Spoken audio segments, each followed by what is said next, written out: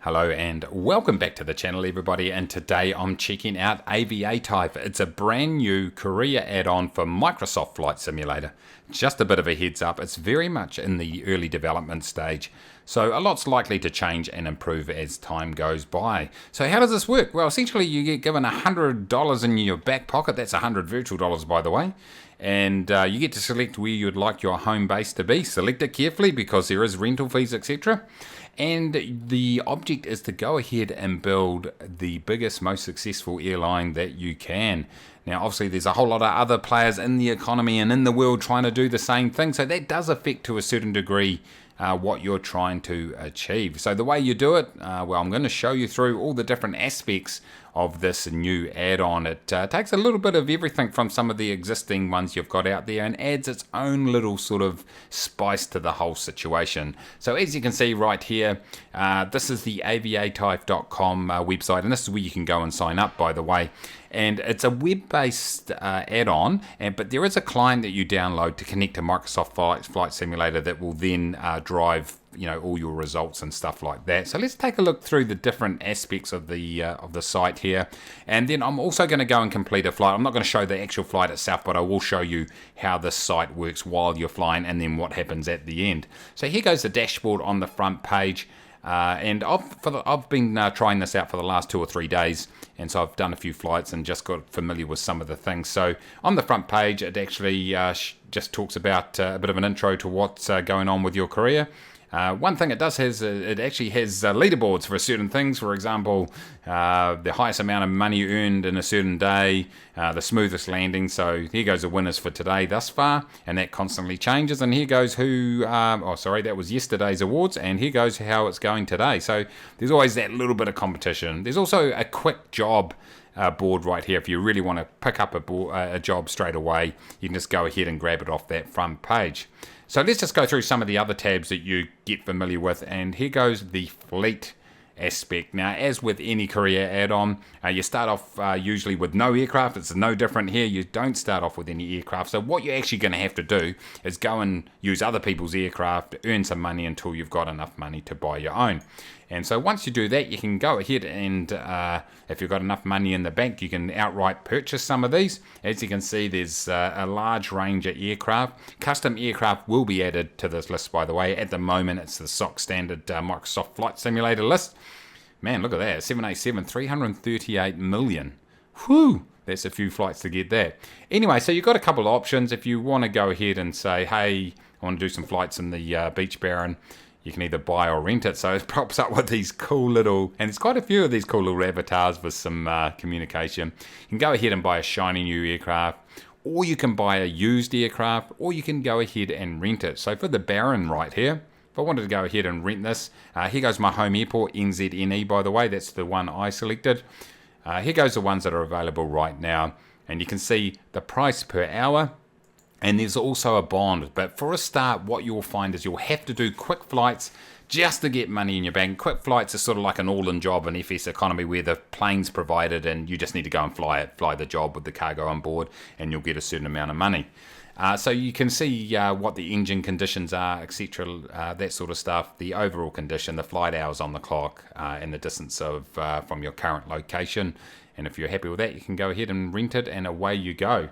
And so the same can be said about if you're looking to buy a shiny new aircraft.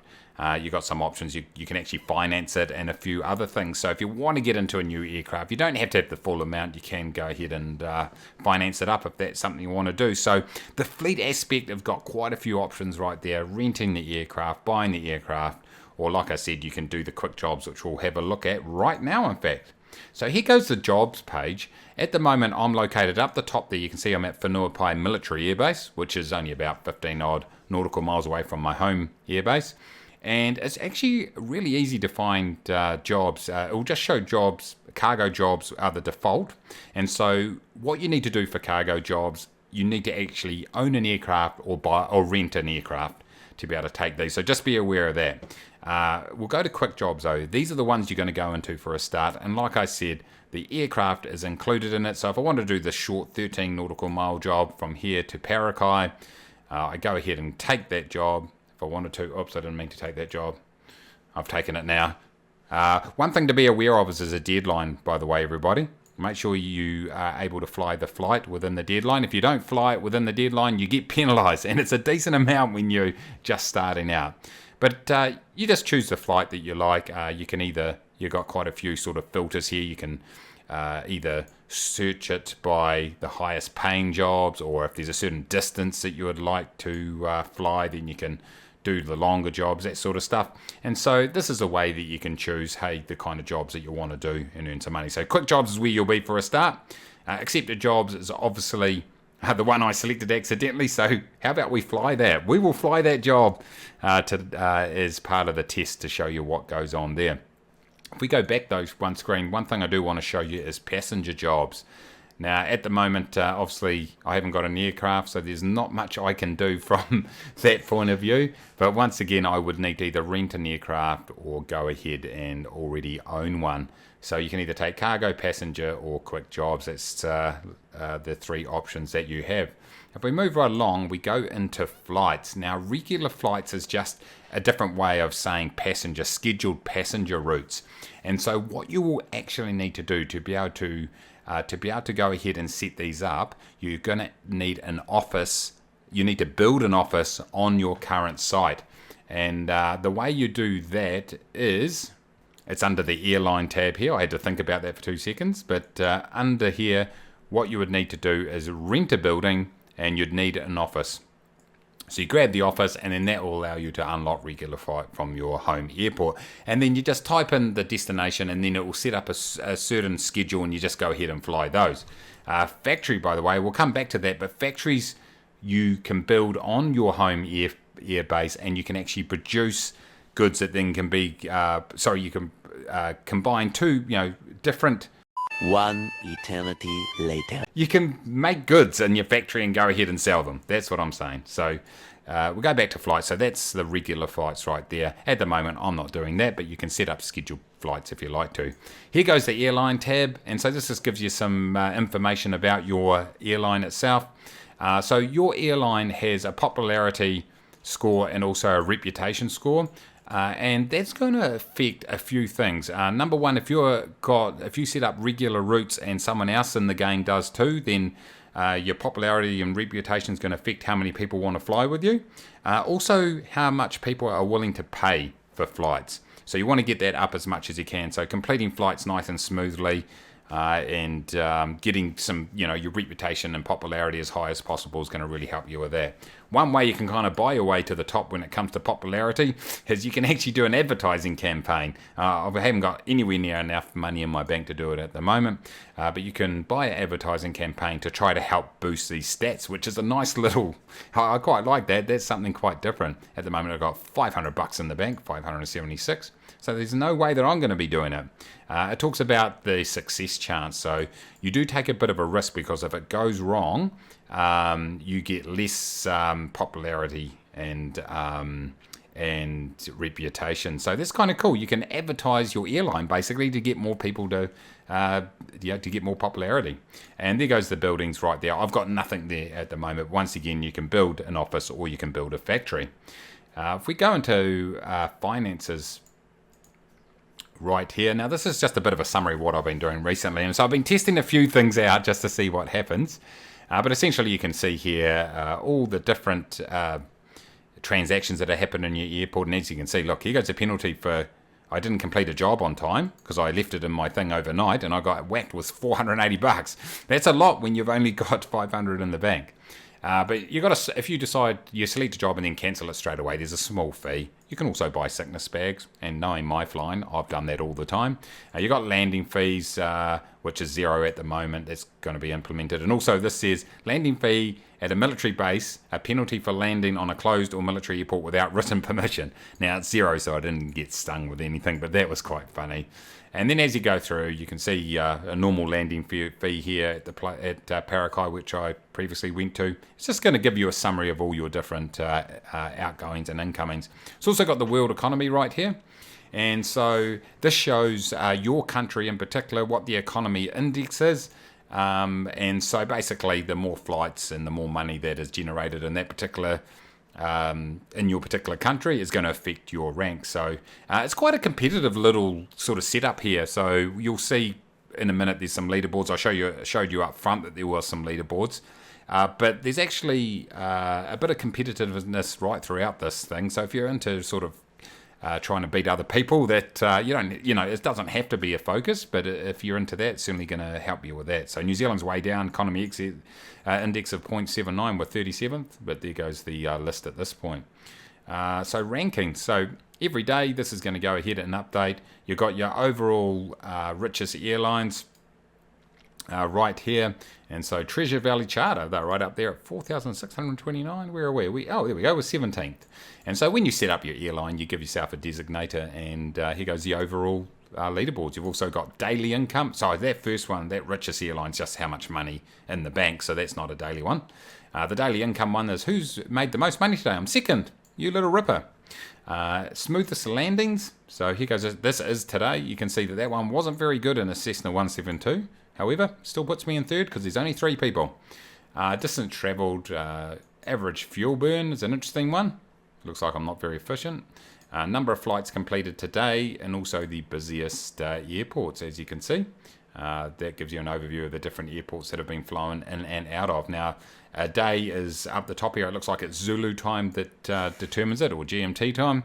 And so obviously as that rolls over, the daily parts of these will update. So that's kind of cool. You can sort of compare yourself and see how you're progressing in the world. Okay, time to show you what happens when you go ahead and fly a flight. I'm not going to show you the flight itself, but I will just show you what happens in the background here. So you jump into your Accepted Jobs tab here, and I press Fly. Now I have downloaded the client. I'm not going to go into the client tab because it's got a key in there. So everyone's got an individual key. And so the client, you just need to start up the client, and it will connect with Microsoft Flight Simulator, and that then talks to the website. So here you go. Here goes my 8th flight, in fact. Tells you what the pilot's weight is, 170 pounds. Yeah, right, I'm a little bit heavier than that, to be fair. The fuel quantity on board, and the one passenger. Because it's a quick job, I don't have to buy fuel. I can't do anything like that. Everything's included, simple as that. So what happens then is you then go through basically a pre-flight plane validation. So it's just checking things that you're at the right departure point, that you're in the right aircraft. So with the Cessna Skyhawk, don't get caught out. There's 2 versions, so you've got to make sure you're in the right one. The engine isn't started, your park and brakes on, no slew mode, no unlimited fuel. So you've got to make sure you go into your settings and change those. And crash detection is on, which is a bit nerve-wracking for me, given my track record, let's be honest. Down here, you are required to buy insurance for the flight. So insurance policy is valued at $325K. For just $65. It's good value. You can provide an in-flight meal for your passengers, and if you do that, then you get 20% bonus. But given it's $75, and this is only a $200 flight, I think it was, I'm not going to be doing that. But I will provide sick bags because it's a bit bumpy in here in Auckland at the moment. So what I need to do is just go ahead and press Start Tracking.